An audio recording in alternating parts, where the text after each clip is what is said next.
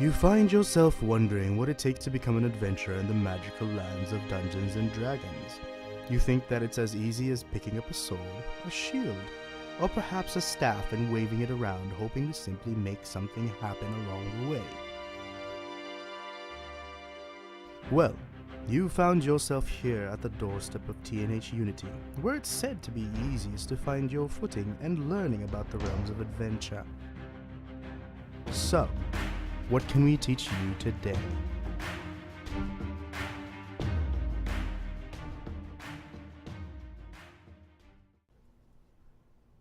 Good evening, adventurers. Thank you for joining us for our very first podcast episode of tnhU's newbD&D, where we try to get you guys started at the right foot if you guys are interested in starting off with Dungeons and Dragons.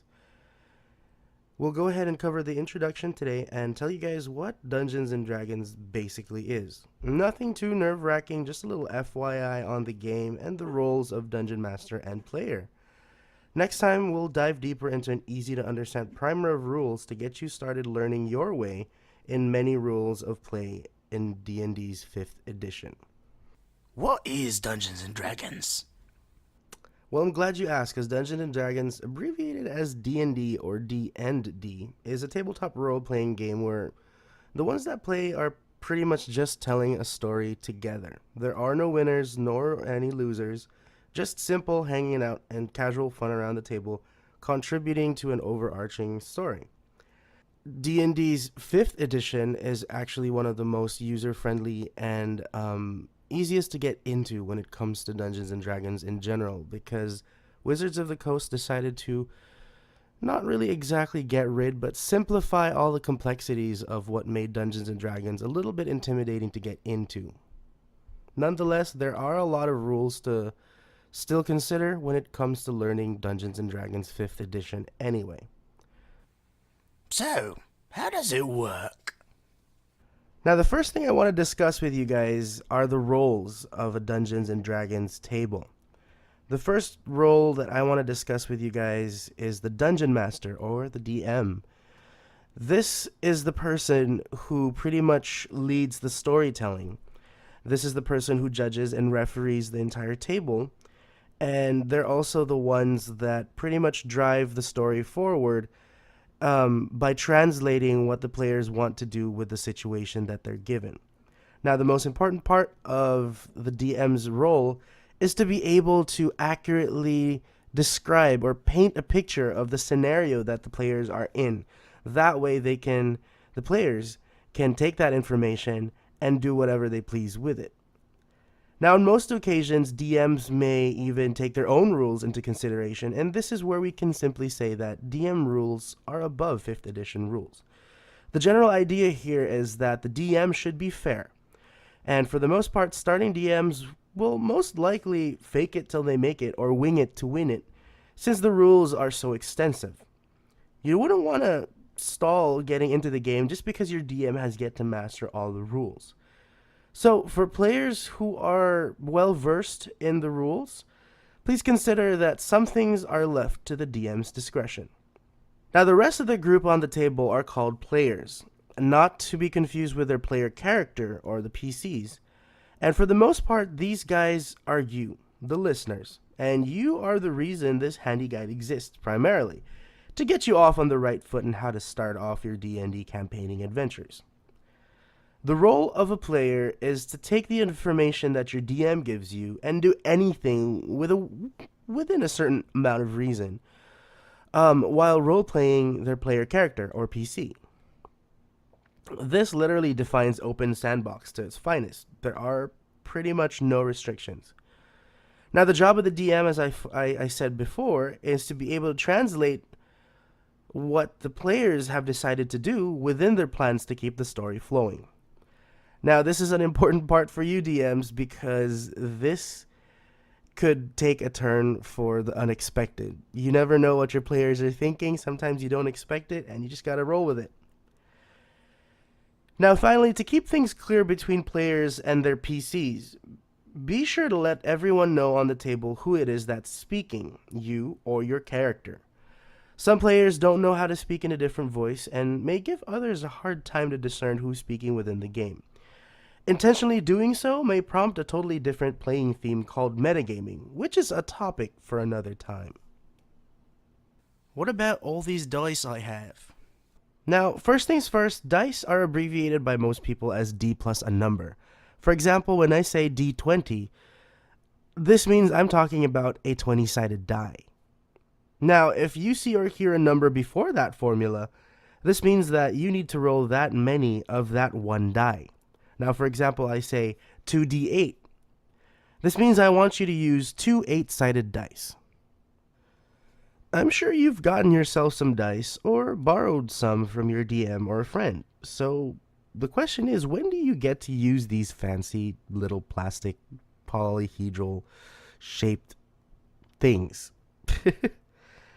When a player decides to do something, and if the DM thinks there's a chance of failure, the DM will ask the player to roll some dice, and most likely that's a d20, against a hidden difficulty class. Now, there are other ways to use dice, but primarily this is the general one that you want to keep in mind. Did you say difficulty class?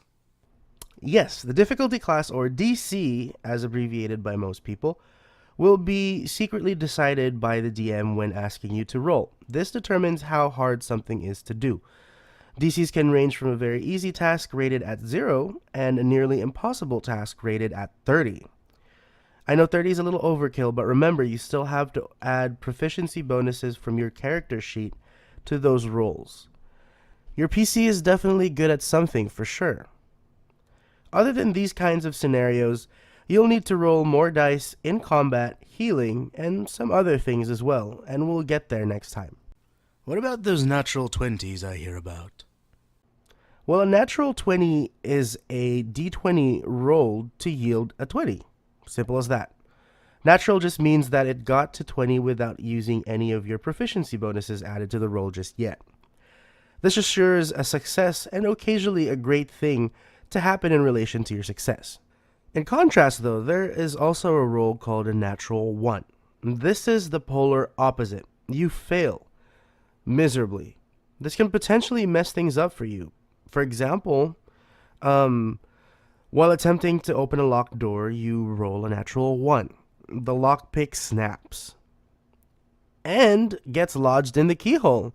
Now you can't attempt another lockpick in this situation. Of course, there are other methods to get around that door, though. Just saying. Can we kill stuff now? Well, while adventuring, there are other things to consider that we can talk about next time. But next on the list today is combat. Now, combat begins when the DM or the players trigger an encounter. When the combat begins, the DM will ask everybody to roll something called an initiative. That simply means roll a d20 and give the DM your rolled number. This number is your place in line for your turn within that one round.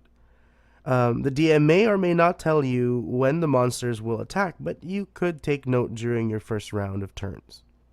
Each character will have a turn to take a movement, action, or bonus action, and this simply means that you can move within your limitations before or after an action, attack, or cast a spell, and do something that can be considered a bonus action.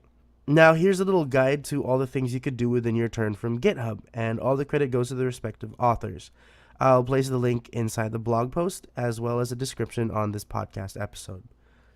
Each character will take a turn, and once everyone has done so, the round starts from the top again. It sounds pretty familiar if you're used to playing video games, right? So, this is usually within a span of 6 seconds per round, though. So 10 rounds is a full minute. So take that in consideration when you're taking your turn, so that way you can understand how the time floats. We all float down here, Georgie. So that way you can understand how the time flows within a specific round. Sounds easy enough. There's more, isn't there? Indeed there is, and when you decide to attack, you have to roll a d20 to determine if that attack hits. This will be compared against a target's armor class, which is technically the defense stat, and it's also pretty much predetermined in most cases, except for a player's. Each player and their character sheet will have one that scales to their equipped gear and their levels. If your attack hits depending on your equipment, you need to roll another set of dice, which your weapon will describe, to know how much damage the receiver will be taking. Still pretty simple, right? Shall we talk about spells? Woohoo! Spellcasting is a whole different beast, but starting out is fairly simple.